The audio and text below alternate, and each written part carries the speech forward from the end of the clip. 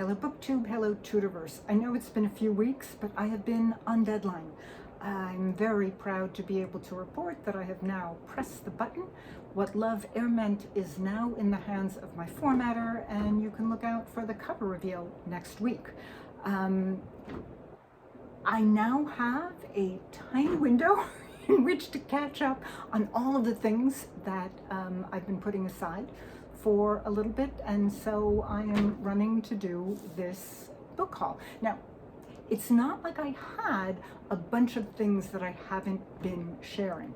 I am getting all these books from my local library's used bookstore where I volunteer, and it really all depends on what comes in to the Book Nook.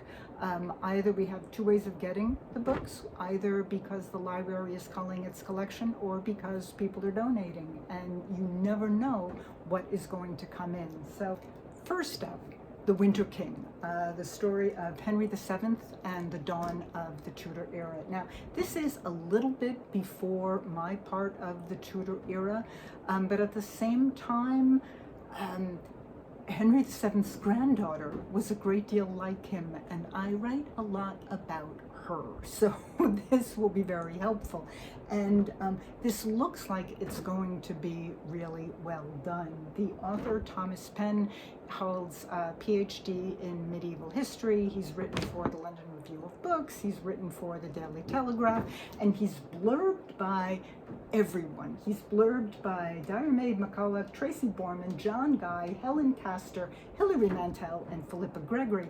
And the funny part is that they've arranged the blurbs.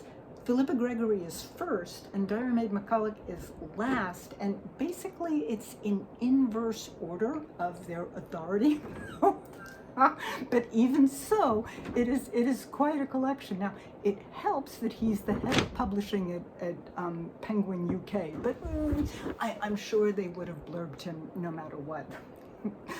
I might cut this part out, but anyway, this will be a good thing to have. The next thing, the world of wars. It is the Middle Ages in Western Europe, and I know I keep on getting medieval books, and I just want to go back to what this entire exercise is about. I came into this, I am building a library from scratch. I started with nothing. My house burned down. I had none of my books.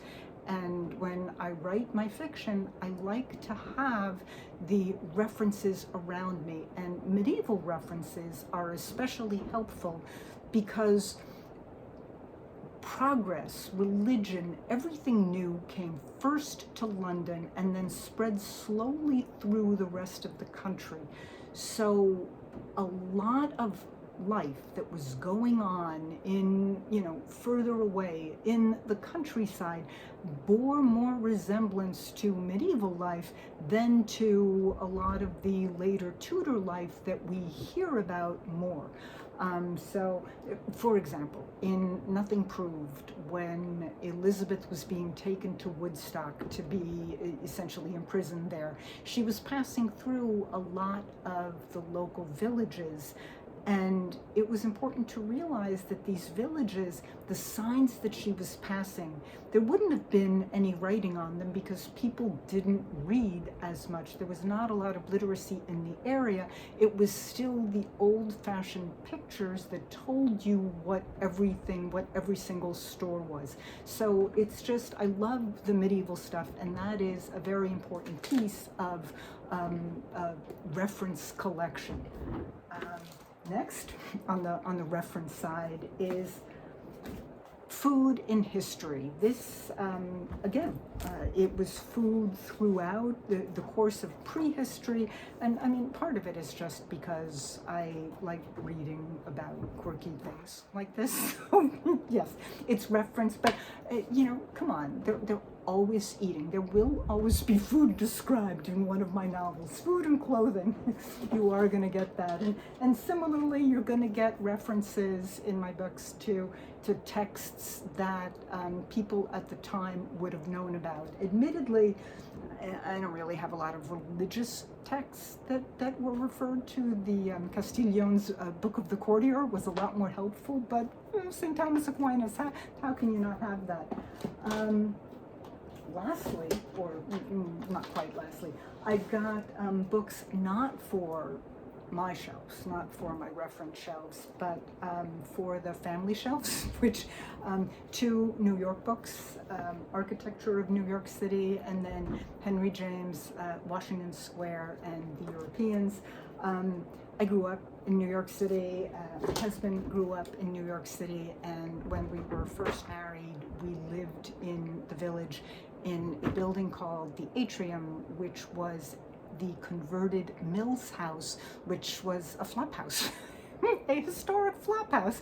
And so it's always in these architecture books, and it's just my husband and I, my daughter too, all went into homeless services. So the fact that we used to live in a converted flop house is you know, sorry, couldn't resist.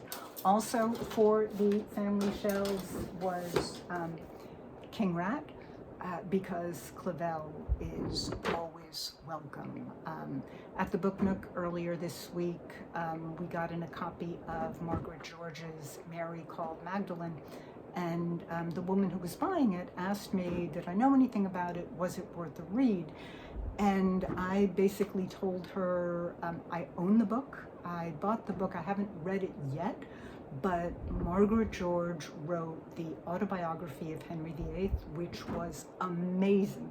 And I will read basically all of her books. I won't like them as much as the Henry book, but you know, she is an author that I like, and Clavell is an author that I adore. And while nothing will measure up to Shogun ever. I mean, not just his own books, but anybody else's books. King Rat is a wonderful book, and it's going to go next to Shogun, and I have in that one mass market paperback. And the last book I got, we'll see if I leave this on the tape. Imagine. So here's the thing about this book.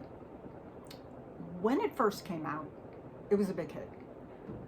And Malcolm Gladwell was talking about it. It had these wonderful ideas about creativity and these theories. It was inspirational.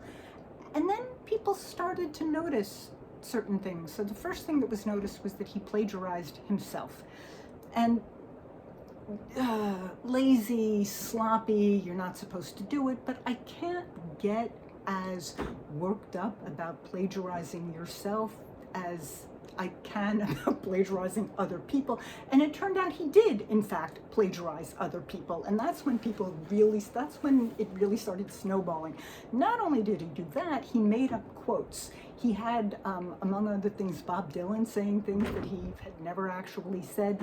And he made up some of the theories in the book. So basically, this is fiction, essentially. And the publisher found out and pulled the book, canceled the ISBN numbers. So essentially, this book does not exist. If you go looking for it, you can't find it, though there are some enterprising souls who are selling it on eBay for $5.99. So the question came up when this came into the Book Nook, it was donated, do we sell it?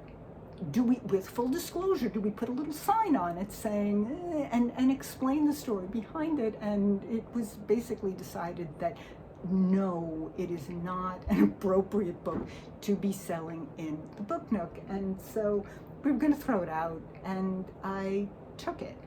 And I'm not really sure why I took it, because I don't really know why I would ever want to read a book that is completely made up. At the same time, it made me laugh. So I figured I will take it because it's not coming back. We know that because it technically should not have come in the first place. And when I get to a point where I am not as punch drunk and crazed once my, now that my deadline is over, maybe I won't find it as funny as I do now. But for now, it's going to be on my shelves, not on these shelves. I'm putting it somewhere quiet, and that's it. So I will. There was nothing else that came in this week, but you will be seeing me next week with my cover. So cross your fingers.